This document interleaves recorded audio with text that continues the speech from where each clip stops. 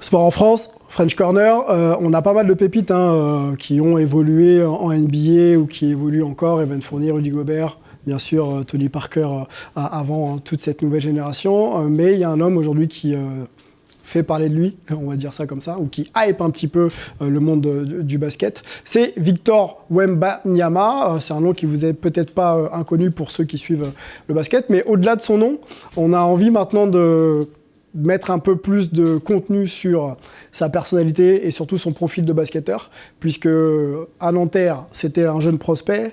Il est passé ensuite à Villeurbanne avec des matchs d'Euroleague. On a vu l'éclosion un petit peu d'un joueur qui est déjà très très performant.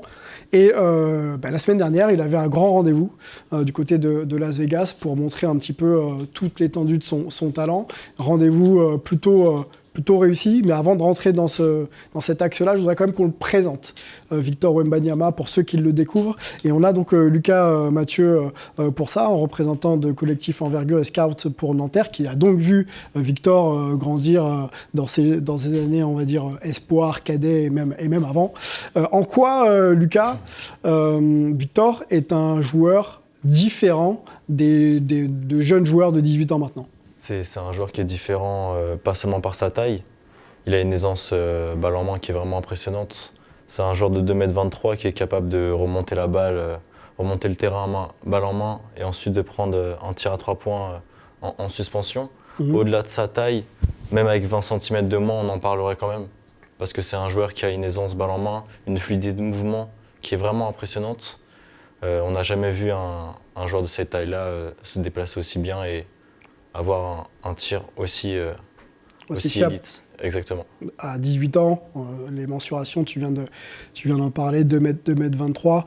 Se déplacer aussi bien peut-être, mais avoir autant de talent dans les mains, non.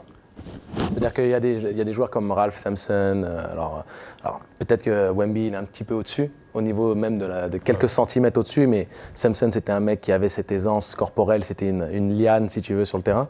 Mais là, Victor c'est quand même une catégorie au-dessus parce que sa capacité balle en main est celle d'un arrière, mais avec une envergure qui le rend juste indéfendable. C'est-à-dire que dès qu'il est en tir en suspension, qu'est-ce que tu peux faire contre son... On ne peut pas contrer Kevin Durant, alors imaginez Victor Wembanyama, quoi.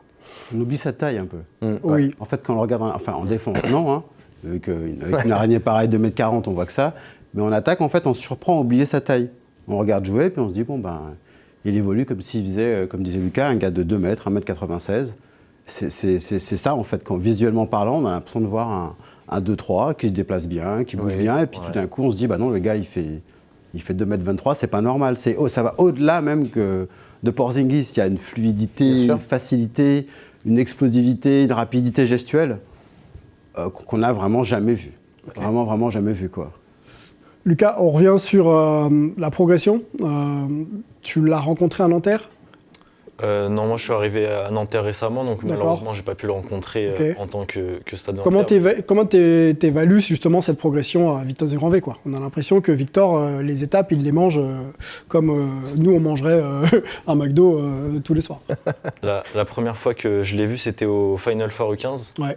Donc j'arrive dans le gymnase et je vois comme l'a dit Angelo Liliane, évoluer sur le terrain, mais il m'a pas impressionné seulement par sa taille. Il y avait déjà des flashs à la passe.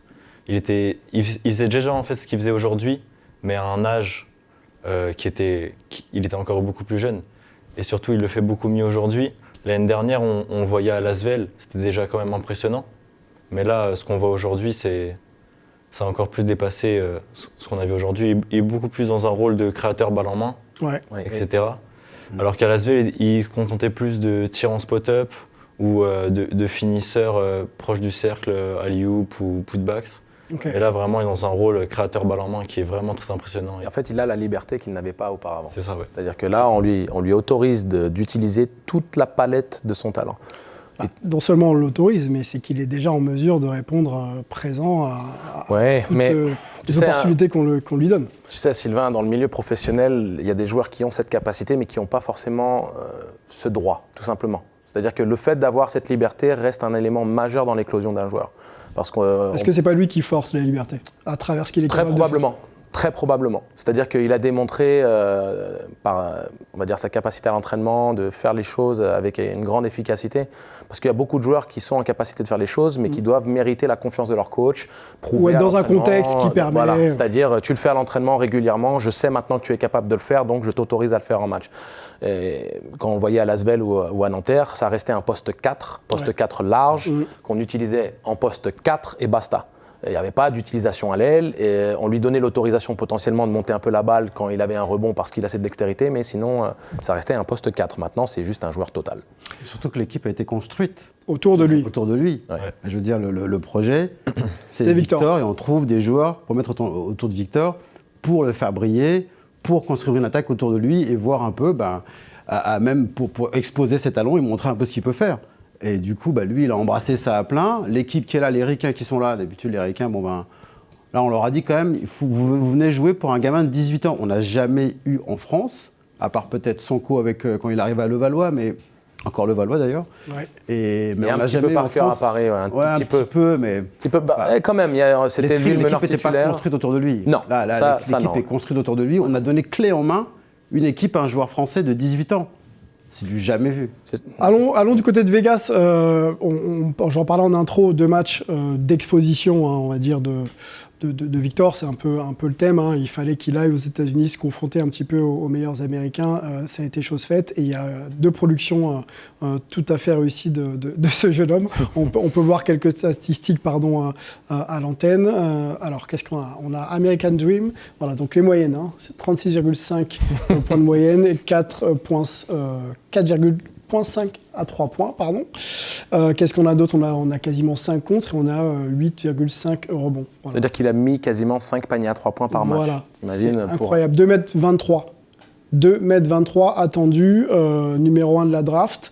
Mais à partir du moment où tu n'as pas mis les pieds aux États-Unis, c'est vrai que les Américains sont toujours peut-être un peu en train de douter. Moi, je vais me tourner du côté de nos Américains justement présents. Vous étiez sur place, en tout cas aux États-Unis. Je pense que la hype Victor, vous avez dû en entendre parler. Après ces performances-là, qu'est-ce qu'on en dit de Victor aux États-Unis ?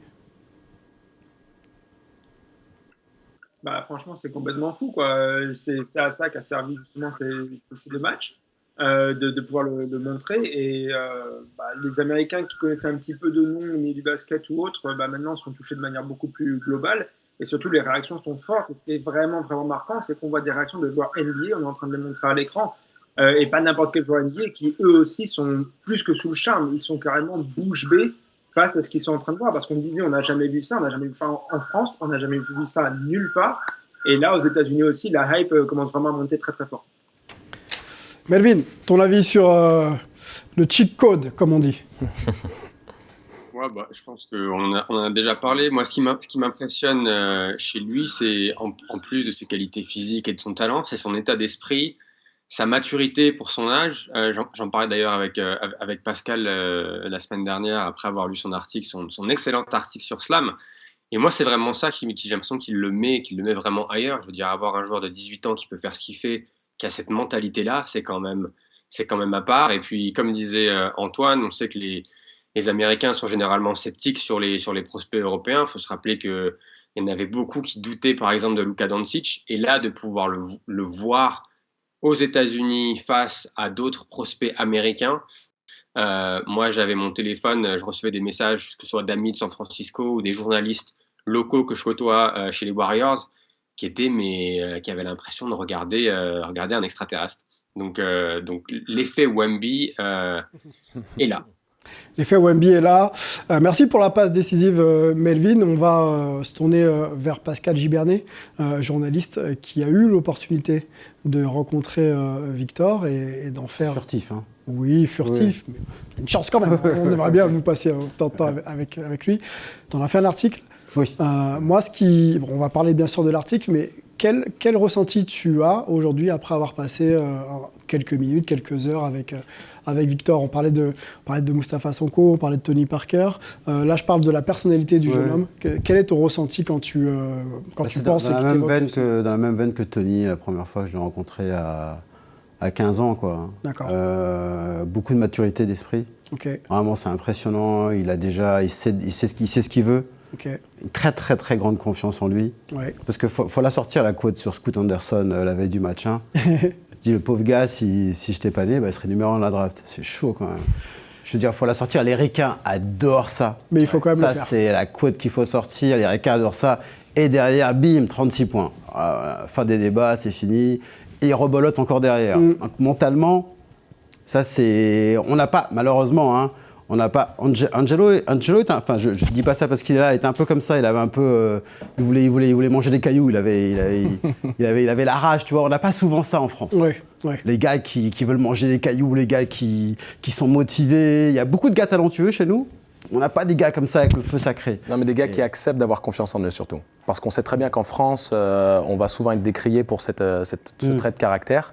On n'est pas mis en avant, ou en tout cas, on est souvent rappelé à l'ordre sur cet élément-là. On dit, Trop d'arrogance. Attention, ne parle pas, sois mesuré. Et comme tu l'as dit, pour les États-Unis, c'était du pain béni. Et ce que j'apprécie beaucoup, c'est son anglais, qui est parfait. Et avec un accent. Il est meilleur que Tony. Exactement. C'est un joueur qui est prêt. Meilleur Qui que s'est Tony au préparé. même âge. Hein. Oui. Meilleur que Tony au même âge. Tony, son papa, il est américain. Donc, Une anecdote, Pascal, peut-être sur... alors, on s'étonne tous des performances de Victor, Oui. mais il semblerait quand même qu'il eût été préparé justement pour aller aux États-Unis et peut-être sortir des matchs aussi incroyables. En fait, il est préparé. Ce gars-là, il s'est préparé toute sa vie, je crois. Hein. C'est quand même un gars... comme on dit, qui a une grosse confiance en lui. Mais bon, cet été, il est assez marrant parce que cet été, il est aux États-Unis pour la première fois.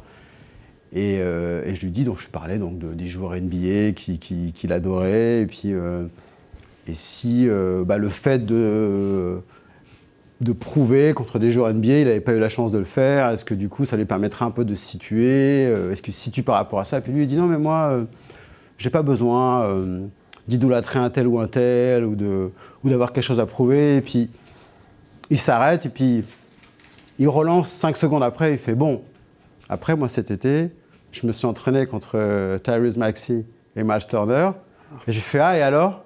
Il dit, bon, moi, c'est pas mon genre à parler des gens, mais je te laisse te renseigner, et tu verras ce que les gens ont à te dire.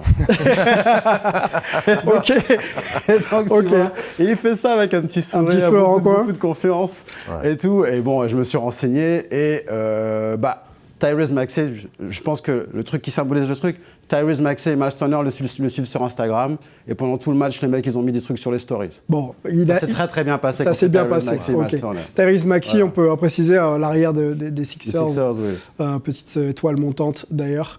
Ok, on va s'arrêter là sur... Des ballons qui n'ont pas atteint leur objectif, on va dire. D'accord. Ouais. Voilà. Ok.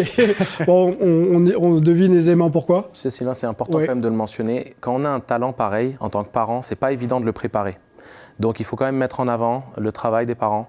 En plus, je connais son papa qui lors de ma toute première expérience du staff, pro, de manière générale. Je pense que l'équipe mais ça commence par les autour parents, de lui. Parce que les coachs, c'est bien, mais de fait qu'il soit humble, préparé, qu'il ait confiance en lui, qu'il assume qui il est, c'est important de le mettre en avant parce que c'est jamais évident. En tant que parent, on n'est pas préparé à ça et je veux leur tirer mon chapeau parce qu'ils ont été remarquables. En plus, ils sont vraiment en mode nous, on ne veut pas être mis sous le feu des spotlights. Je veux dire, chez Bouna et les agents de Victor, donc Bouna et Jeremy Medjana, m'ont présenté aux parents. On fait le forcing pour que je puisse avoir une interview. À un moment, ils me font non, mais tu vas l'avoir l'interview. J'ai jamais eu d'interview. Ah. Les gars, ils voulaient pas. D'accord. Et bon, respect, quoi. Il y a pas de souci. Moi, je leur ai dit, hein, il faut que ça vienne de vous. Si vous voulez pas faire l'interview, il y a pas de problème. Et du coup, ils veulent pas de ça, ils veulent pas de ce genre de choses, mais on sent qu'ils ont bien préparé en dehors du basket. Leur fils à devenir un jeune homme. Bien sûr. Un jeune homme qui est bien dans ses baskets, qui a confiance en lui, qui n'hésite pas à dire qu'il est un artiste en plus d'être un basketteur ou un basketteur artiste.